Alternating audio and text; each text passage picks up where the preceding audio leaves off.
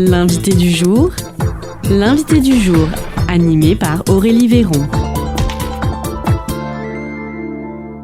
L'invité du jour sur Espoir FM aujourd'hui, c'est Lou Léveillé. Bonjour.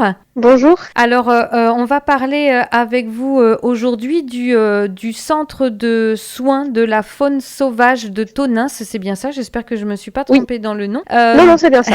Vous êtes soigneuse capacitaire dans ce centre de soins. Est-ce que vous pouvez nous expliquer votre rôle? Oui, tout à fait. Mon rôle, donc je suis soigneuse animalière, donc je soigne tous les animaux de la faune sauvage qu'on nous emmène ou qu'on récupère. Et capacitaire parce qu'en fait, j'ai passé mon certificat de capacité qui me permet en fait d'avoir les animaux sur la structure. D'accord, très bien. Alors, on peut faire aussi une présentation de cette structure. C'est associatif, quel est son statut au centre de soins? Oui, bien sûr. Le centre de soins, du coup, c'est une association, loi 1901, à but non lucratif, qui est présidée du coup par un CA, comme toute association. Et du coup, on est 2 salariés dans la structure. D'accord. Donc, quel est son objectif au centre de soins de la faune sauvage? Alors nous, on est là pour récupérer toute la faune sauvage en détresse et ensuite les soigner et les réhabiliter à la faune sauvage. Donc c'est-à-dire, ce sont des personnes qui ont trouvé, par exemple, je sais pas, un animal sauvage blessé sur le bord de la route, qui vous le ramène et vous en prenez soin, c'est ça? C'est ça. Alors on incite beaucoup les gens à venir le plus vite possible parce que c'est comme nous, quand on a un accident de voiture, on va le plus vite possible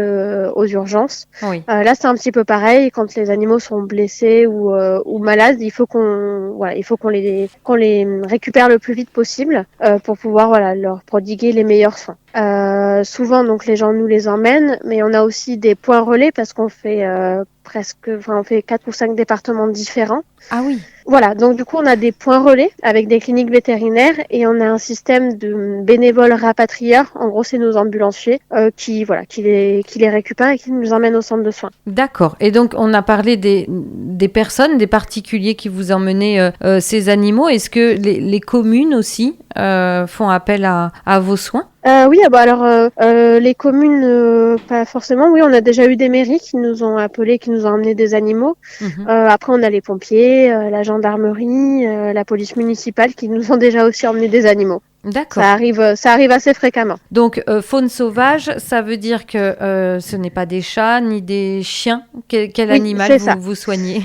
Alors nous, on fait oiseaux, reptiles, mammifères, amphibiens. D'accord. On fait les 4. On va soigner tout ce qui est hérissons, écureuils, tous les rapaces nocturnes, diurnes, les petits passereaux comme les moineaux, les mésanges, les hirondelles, tout ça. D'accord. Donc en général, on vous les apporte principalement. Pourquoi? Moi, dans la tête, j'ai des animaux blessés au bord de la route. Est-ce que c'est vrai? C'est une des causes. Oui, c'est une des causes principales. Mais la plus des plus, ça va être le ramassage des jeunes qui, par exemple, les parents sont décédés ou les nids sont cassés, ils peuvent pas être placés. Tous ces jeunes-là, du coup, on les récupère et on les élève. Donc ça, c'est le plus de notre activité. À partir d'avril, mai, juin, juillet, août, c'est là où on a le gros boom d'activité. C'est là où on reçoit tous les jeunes. D'accord, très bien. Voilà. Et après, bien sûr, on a les chocs véhicules, les chocs vitres. On a aussi les prédations, que ce soit chiens, chats ou autres prédateurs. Voilà. D'accord. Et après, à chaque fois, vous les remettez sur le lieu où ils ont été trouvés, ou c'est difficile? Alors, ça, c'est assez difficile parce que on reçoit presque 2000 animaux par an. Ouais. Et en fait, les seules habilités à remettre des animaux à la vie sauvage, c'est les personnes qui sont inscrites dans un acte de transport. Donc, pas tout le monde peut le faire.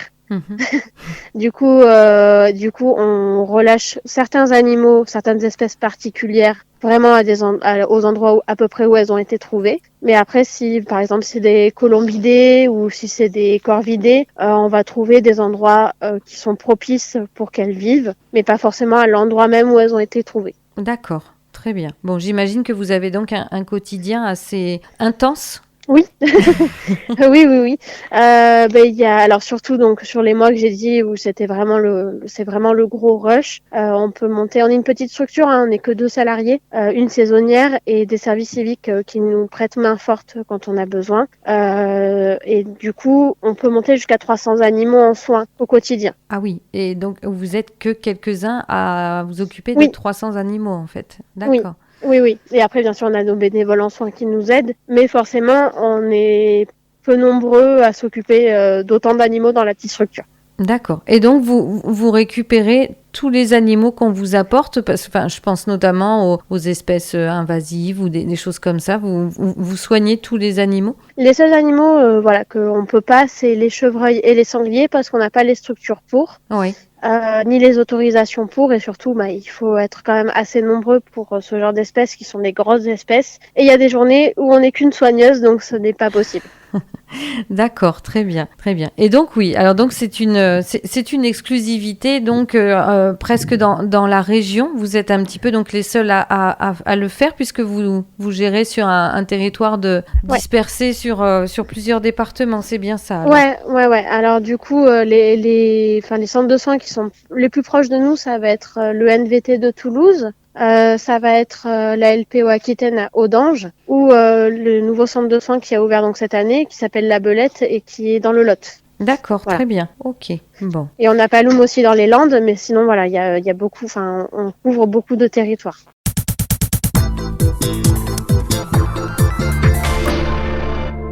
Je rappelle à nos auditeurs, notre invitée du jour, c'est Lou Léveillé. Elle est soigneuse capacitaire au centre de soins de la faune sauvage de Tonneins. Et puis, on a tenu aussi à vous donner la parole puisque ce week-end, c'est les 48 heures nature, un événement régional. Et à cette occasion-là, le centre de soins de la faune sauvage de Tonneins sera ouvert au public. Qu'est-ce qui est prévu ? Alors non, la structure ne sera pas ouverte au public parce Oui. qu'on n'a pas le droit d'accueillir des gens sur site. Par contre, on fait un relâché public D'accord. le temps qu'on débauche de nos activités, donc entre 18h et 18h30, aux Roches des Reculés à Tonneins.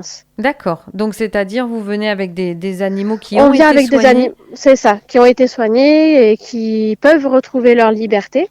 Du coup, on en fait profiter aussi le public de temps en temps, quand on a du temps aussi, et des animaux aussi, parce que bon, parfois il y a des animaux qui sont trop stressés, donc on peut pas les faire relâcher devant le grand public. Mais là, on a des espèces qui sont ok, donc voilà. On en profite pour montrer un petit peu notre travail, le fruit de notre travail. Est-ce que vous pouvez nous dire, du coup, samedi, quelle espèce sera relâchée? Alors, quelle espèce Alors, on va avoir des chouettes. Il va y avoir aussi une buse. Et après, c'est à voir au fil de la semaine qui c'est qui va pouvoir être relâché. D'accord. D'accord. Donc, Voilà. et vous vous chargez aussi peut-être un peu d'expliquer, de présenter les animaux? Oui, oui, oui, oui, bien sûr. On va présenter les animaux au grand public, leur expliquer pourquoi ils sont arrivés au centre, à peu près un petit peu quels soins on a fait dessus, et voilà, et les relâcher donc avec eux. D'accord. Le centre de soins de la faune sauvage de Tonneins, il a besoin de se faire connaître aussi auprès du grand public? Ouais, pour les animaux, il a besoin de se faire connaître.